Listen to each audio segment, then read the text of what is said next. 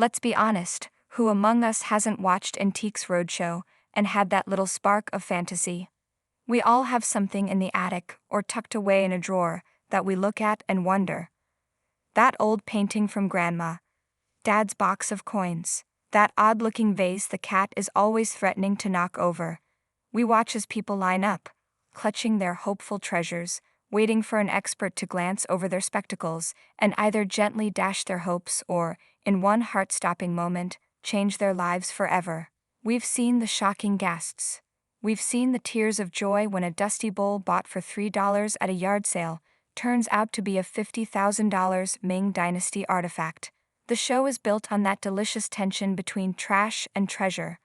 But every so often a story comes along that reminds us what treasure really means.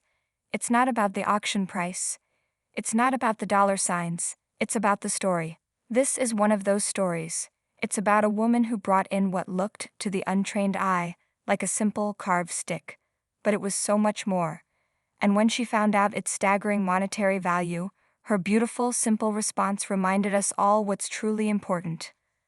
A story carved in wood. The episode unfolded like many others. A guest, a kind-looking woman, approached the show's experts. But she wasn't there with the frantic, lottery ticket energy of someone hoping to strike it rich. She was there for a much more practical reason. She simply wanted to get an item insured. The item in question? A preaching stick that had once belonged to her grandfather. She presented it to expert Nancy Druckmann, a specialist who has seen countless pieces of American history. But as Druckmann examined the stick, it was clear this was something special. This wasn't just any old piece of whittled wood, it was a sculpted diary. The stick, the guest explained, was carved by a man named Elijah Pierce. If that name doesn't ring a bell, it should. Pierce was a renowned, prolific, and deeply important 20th century woodcarving artist, but he wasn't some high society artist working from a fancy studio. According to the guest, he was a barber and a preacher. Think about that for a moment. Imagine the scene. A man of faith, a pillar of his community, running his barbershop. In between clients, in those quiet moments of the day, he'd pick up a piece of wood and a knife. And he would carve. He didn't just carve figures, he carved his life. The stick the guest brought in was a perfect example. It was literally carved with the tools of his trade. A comb and a brush, symbols of his daily work. But woven alongside them was the iconography of his other calling, his deep Christian faith. He used this very stick on Sundays, a visual aid to bring his sermons to life, to tell the stories of his faith to his congregation. This stick wasn't just a piece of art. It was a man's entire identity, his work and his worship, his hands and his heart, all etched into a single piece of wood. The weight of history. Expert Nancy Druckmann was visibly moved. She knew exactly what she was looking at. It is a remarkable piece of African-American art, Druckmann explained. It speaks to his personal narrative and his religious fervor and spirit. So it's all kinds of present on this preaching stick. She went on to explain why this piece was so significant.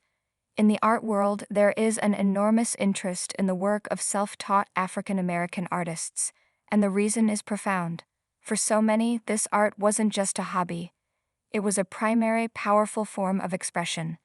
In this particular category, Druckmann said, the expression and the intensity of what is depicted on these works of art is really central to the maker's being.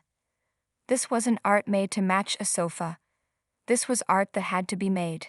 It was a way of recording history, processing a complex world, and expressing a spirituality that was the very core of the artist's life. This stick was a direct line to that life. The big reveal, and the bigger decision. And then the moment of truth arrived. The expert had to put a price on this piece of history.